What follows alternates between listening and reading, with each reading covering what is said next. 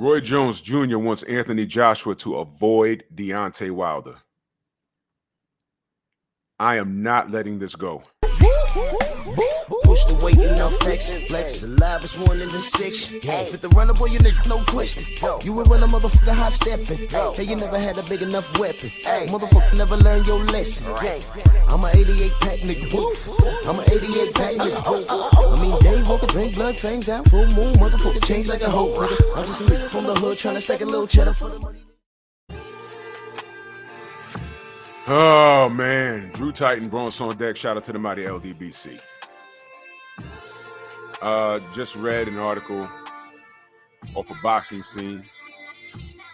And I'll put the link in the description if you care to read it yourself. But basically, Roy Jones, he's not working with AJ directly right now. He's throwing his name in the hat. As you know, AJ is looking for a trainer. He's been he's spoken with Ronnie Shields a while ago, or worked out with him, or hit some pads with him, I think like last year. He's been working with Derek James off and on, I guess. He's been in Texas or whatever, and Roy Jones Jr. threw his name in the hat. Now, without getting into all the rigmarole, you missed my live this morning, go back and look at it. Roy Jones has a personal thing with Deontay Wilder. I ain't got nothing to do with that, but I do know that he blamed the victim as far as what Deontay was going through. He never said that Fury didn't cheat. He basically said it's Deontay's fault that he didn't catch him. You don't believe me? Go back. I had I had Roy Jones Jr. on one of my shows a while ago. Just go to my channel, go to the search. When I had Roy Jones on LDBC Strong, he came to the Strong House, and when the subject of Deontay came up, that was his opinion. He basically blamed the victim. A lot of people have done that, but I said that to say this. He basically is saying that if he trains Anthony Joshua, or Johnson, as Reggie Miller, legendary Indiana Pacer NBA star, called him Anthony Johnson, then he would advise Anthony to stay away from Deontay Wilder as a comeback opponent. Why? Because his confidence is gone. You can go to the Boxing Scene article and read it. All right? And they put it up today. He mentions confidence. He wants to get AJ's confidence back and get him back into a winning frame of mind. And I understand that and I hear that, but here's the difficulty. And I'm sure Roy understands this because he's a professional. AJ already been to the pinnacle. He was the face of boxing once upon a time. It was him, it was Canelo, and all these guys, drug cheats and people that don't fight their contemporaries, people that avoided their proper competition, something that Canelo did, something that AJ did, and eventually what happens? It caught up to them. It caught up to Canelo with Bivol, and it caught up to AJ against Andy Ruiz. Now, without the side stuff that went on that I know about in the first fight, he got his belt back, but then runs into Usyk and loses 2 in a row. And it wasn't only shocking to the world that he got outboxed in the first fight and almost got stopped in the first fight. But Usyk did it again. It was a closer fight, but he did it again. And the surprise was his behavior, AJ's behavior after the fight, the meltdown he had. He's throwing belts out the ring. He's grabbing the mic. He's talking. It was incoherent. He was lashing back out at all the things that people say to him about him on social media. These are things I've never seen Floyd Mayweather Jr. does. They say all bad things about him. The majority of stuff about Floyd Mayweather is not positive online. We're talking about boxing. They're talking about beating women in jail time. And we're talking about boxing. And they talking about him being a chicken and eating chicken and dancing and, retiring, not retiring. We're talking about boxing, and they talk about all this negative stuff. He hears and sees it all, but he takes it with a grain of salt and he smiles about it. that we see. If he throws punches in the air and scream and cry about it, it's in the privacy of his own $1 million home.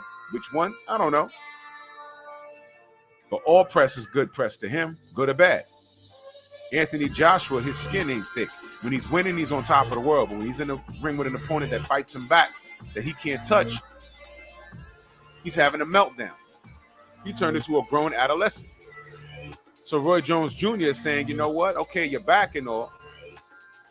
Your brains ain't rattled. You're not talking slow. You're athletically gifted, something that Derrick James, he said.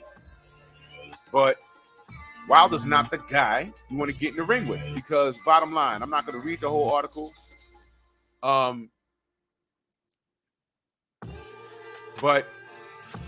he said it's not a good idea. He says he can't go into a Deontay Wilder fight after losing 2 fights to Usyk, because Deontay Wilder will flat out knock your head into the rafters. AJ also he talked about he wants to come back in the month of March, which is interesting. Now, I'll say this. Word on the block is Usyk and Fury want to get together in March for an undisputed showdown. Me being petty on that level,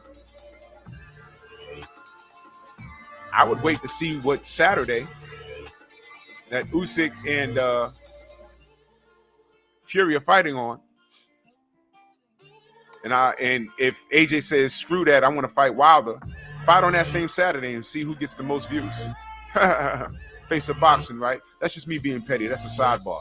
But you know what? The problem is here, Roy, there's no light work for AJ at this point.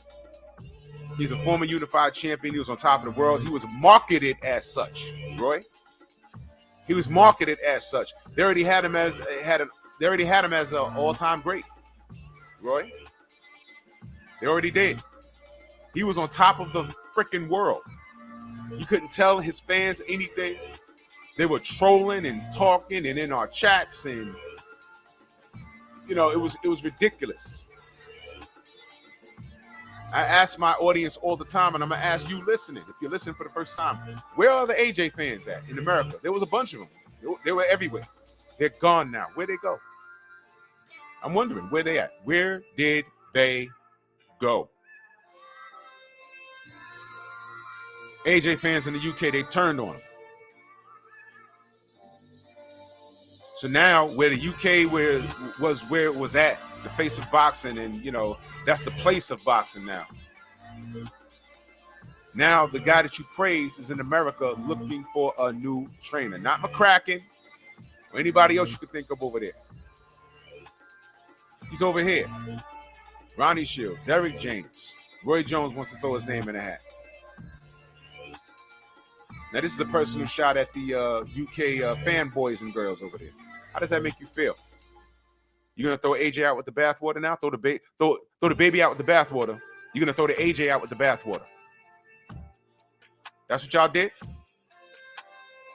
Because he here now, looking to get better. Deontay's back in the ring looking better than ever.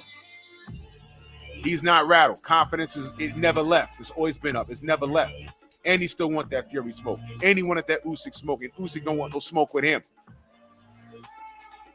Now, AJ could say he'd fight Wilder, but people that know better saying, no, don't do that.